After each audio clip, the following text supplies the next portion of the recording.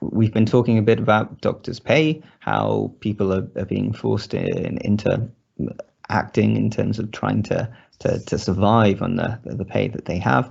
But in terms of doctors' conditions, in terms of doctors' working conditions, do you have any sort of ideas or any sort of suggestions or proposals that you might want to undertake to try and ensure that doctors have the tools that they need to have a safe, productive working environment, that they're able to do their jobs? Because I've noticed a few things that you do advocate for. Yeah, so you know, as doctors, we will put up with a lot to do our jobs. Actually, you know, we will do.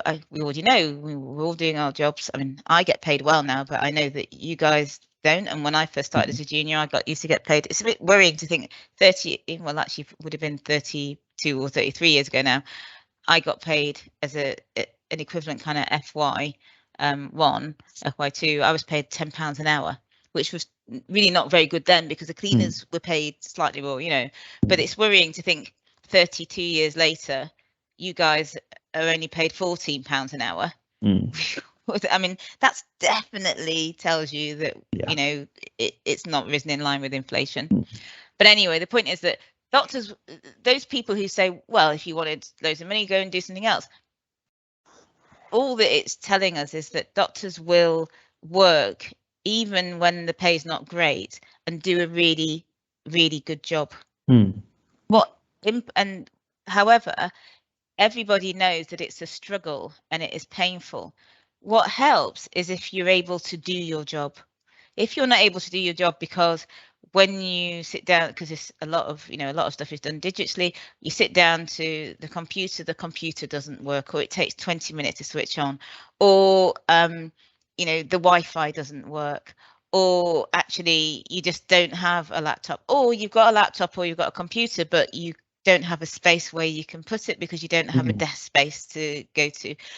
All these things that are frustrating and irritating. And even in my job, I don't quite have a proper office. I've got an office, but actually it's going to, you know, the building's going to be knocked down soon. So, you know, I have to kind of wait and try and get an office, waiting to see where there's going to be an office. I'm going to have to, you know, we don't really have is very good equipment. And because of that, it means that you can spend hours trying to get the IT to work, and it wastes enormous amounts of time. We don't have good admin support. Because you don't have good admin support, it means that, you know, you get doctors who are, you know, the highly trained people who could be doing, you know, the complex work with the patient, is instead, you know, having to type up letters. It would be more sensible for the doctor to do the complex, you know, the complex kind of assessments with the patient, dictating it, and then whilst the secretary is typing up the assessment report, the doctor's seeing somebody else. It's just not sensible. And when people are a bit demoralized because they're not being paid so well and they have to worry about debts, and then they come in and it's just a frustration trying to find somewhere to sit, trying to get the laptop to work, trying to get a laptop, then after a while people's goodwill saps away.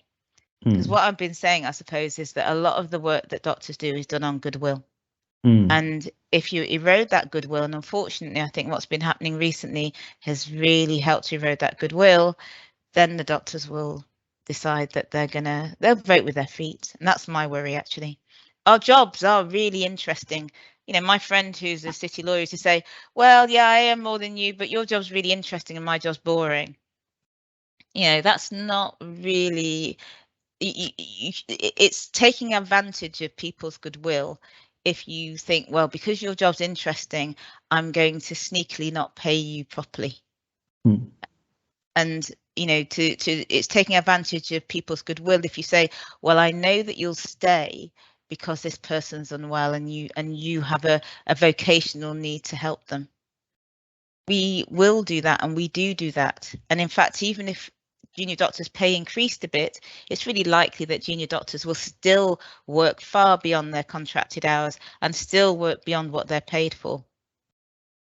But if you erode that goodwill and people are not supported to do their basic jobs with just the basic equipment we need, then after a while people will go, and we just can't have that.